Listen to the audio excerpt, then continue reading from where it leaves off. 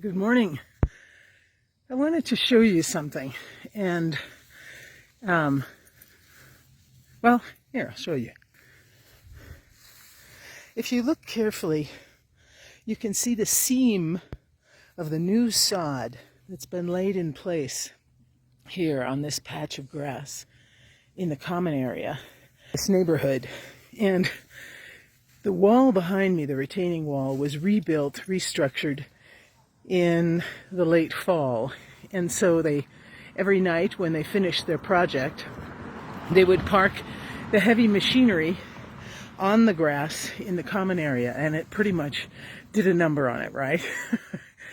And so they just relayed the sod last weekend, and they've been watering it every day, and you almost can't see the difference anymore. The sod has blended in perfectly to the rest of the grass.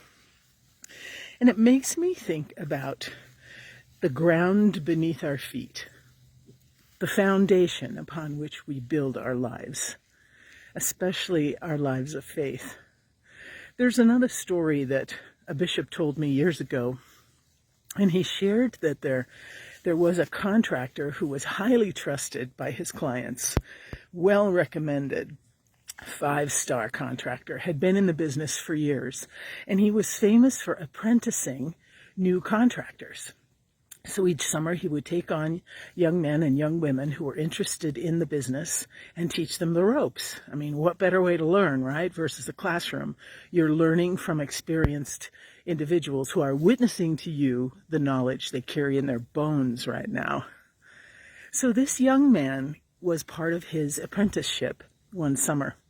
And the man was very impressed with the way the young man was progressing. And so he had another job that he had to go on site and be present for. And so he said to the young man, he said, you know all the subcontractors at this point. You have a basic idea about the floor plan and about the architecture. So I'm going to entrust to you the construction of this home until I get back from the other site. Now, the young man was really honored. He was very impressed and wanted to live up to the standards that this contractor saw in him.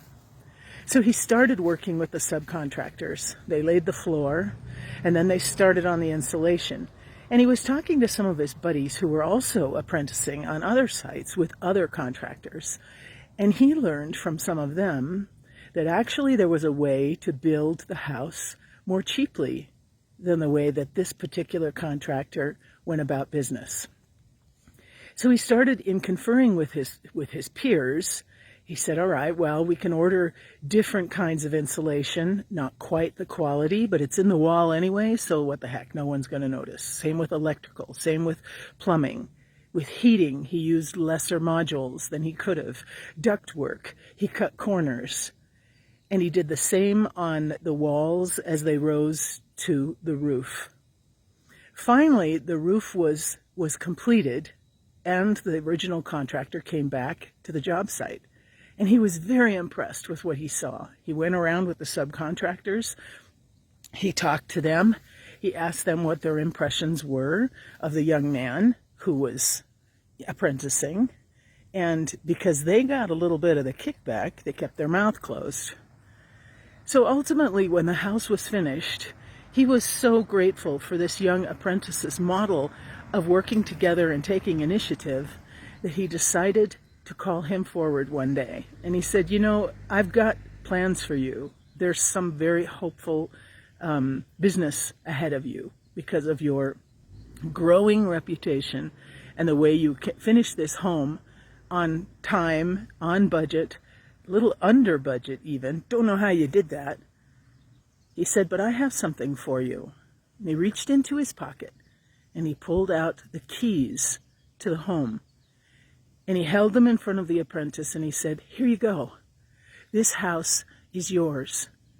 Since you've laid the best foundation, since you've put the best insulation and plumbing and electrical into the walls, you've used the right studs and the right beams, you've laid the right roofing tiles.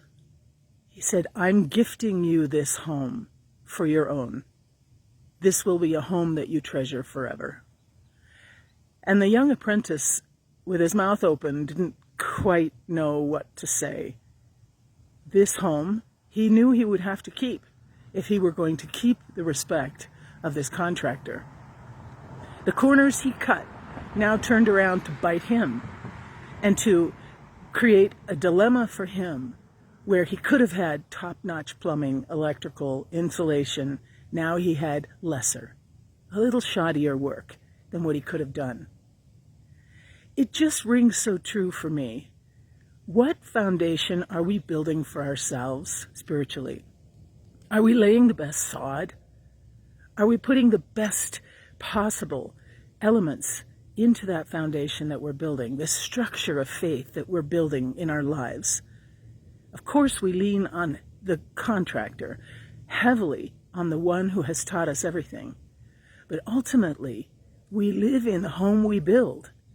And at the end of our life, we present the keys to the divine. And we say, here, this is what I've made of myself. What are you making of yourself today? Are you putting the best you possibly can into your foundation, into the walls that support the roof of your outreach to the divine? Think about that. Lay the best sod, and you too will reap the benefits.